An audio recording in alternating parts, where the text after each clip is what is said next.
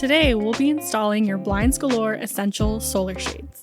Before you begin, check your box to ensure your window treatment is as ordered and your install guide and hardware is included. Also, confirm your shades fit properly by holding them up to the window frame and checking measurement accuracy. For install, you will need a tape measure, screwdriver, power drill with drill bits, and a pencil. You may also need a level, and for taller windows, a ladder.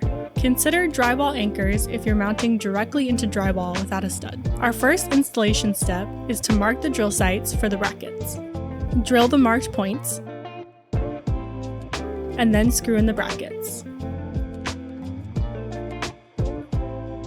Hook the bottom rear side of the headrail onto the bracket, then push the headrail upward to lock it into place.